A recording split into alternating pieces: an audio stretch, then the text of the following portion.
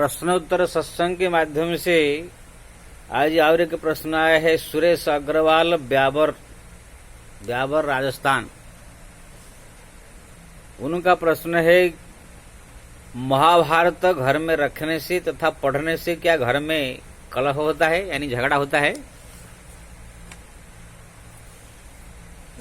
महाभारत किताब पढ़ने से और घर में रखने से घर में क्या झगड़ा होता है, ये उनका प्रश्न है।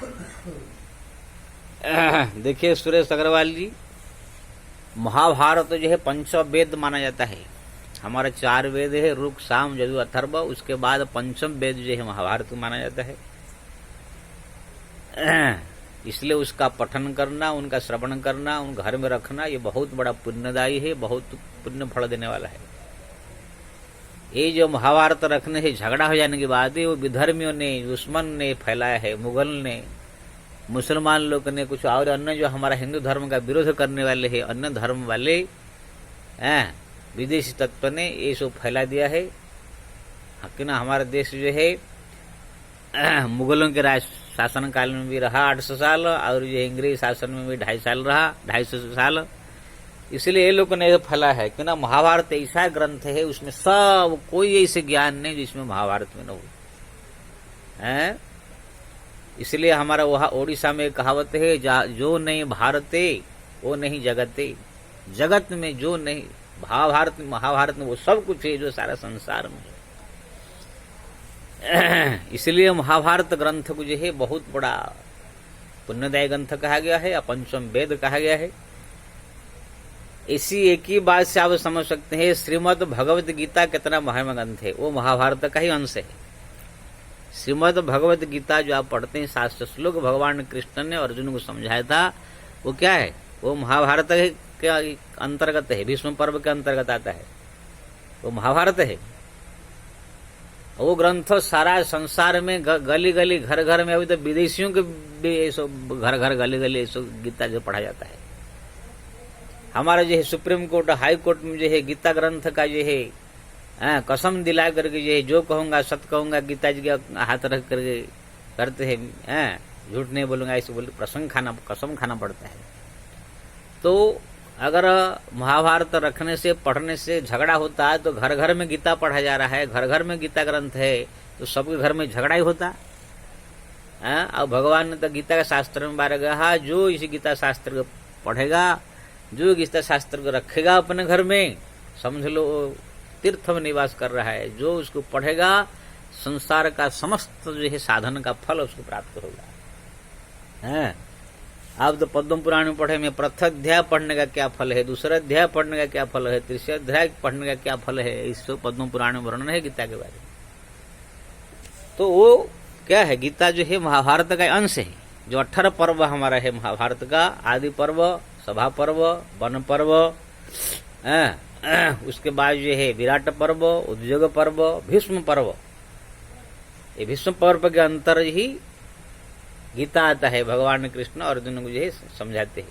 उसके बाद भीष्म पर्व के बाद जो है द्रोण पर्व, कर्ण पर्व, शल्य पर्व, गदा पर्व, स्त्रीविला पर्व, फिर अनुशासन पर्व, शांति पर्व, ये सब तरह तरह के सब पर्व आता है। 18 पर्व महाभारत जो बना हुआ है।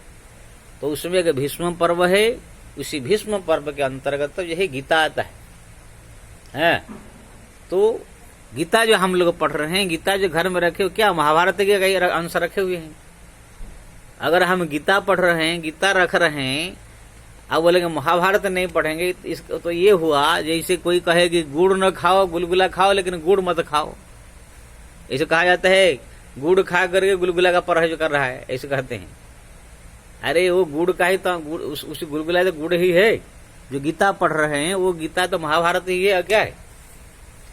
इसलिए जो विधर्मियों ने, पापी मूर्ख लोग ने जो ये बात फैला दिया है कि महाभारत पढ़ने से, महाभारत घर में रखने से झगड़ा हो जाएगा, वो मूर्खों को कुछ ज्ञान नहीं है। एक हमारा हिंदू धर्म को जो है विलोप करने की जो है उनकी इच्छा है। क्योंकि ना जानते हैं कि महाभारत अगर व्यक्ति पढ़ने लगे कि ना वेद पढ़ने का सबका अधिकार नहीं है, वेद सब लोग समझ नहीं सकते हैं। इसीलिए व्यास जी ने जो है महाभारत के अंतर समस्त वेद का ज्ञान भर दिया है। अगर इसको सब पढ़ने लगेंगे तो सब पुराण शास्त्र का ज्ञान, व्यवहारिक ज्ञान, आध्यात्मिक ज्ञान, सब कुछ ज्ञान इस महाभारत में है। एक शांति पर्व, आप जो भीष्म युधिष्ठिर संवाद शांति पर्व, जो भीष्म पितामह सरसज्जा पर बैठ करके युधिष्ठिर को जो उपदेश दे रहे हो शांति पर्व है, उसी के अंदर ऐसे ऐसे आध्यात्मिक ज्ञान है, राजधर्म, आपद धर्म, मुख्य धर्म, उसके अंदर सब है। मुख्य पाने के लिए क्या करना चाहिए, राजा को कैसे होना चाहिए, घर परिवार गृहस्थ धर्म, गृहस्थों कैसे होना चाहिए, ब्रह्मचर्य कैसे होना चाहिए, वानप्रस्थु कैसे होना चाहिए, सन्यासी कैसे होना चाहिए। माने कोई ऐसा चीज नहीं है जो शांति पर्व नहीं है।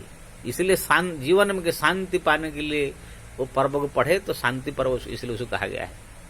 तो ऐसे ऐसे सब अनुशासन पर्व, उसको पढ़ेंगे तो इतने दिव्य ज्ञान उसमें अनुशासन है, उपदेश है, उसको पढ़ने से बहुत ज्ञान होता है। तो ऐसे ऐसे महाभारत में जो है ज्ञान है। गीता तो आप जानते हैं, श्री कृष्ण भगवान ने जो कहा श्रीमद् भगवद गीता, वही महाभारत का विष्णु पर्व का अंश है। तो महाभारत अगर संपूर्ण रूप में देखा जाए ज्ञान का भंडार है, भक्ति का भंडार है।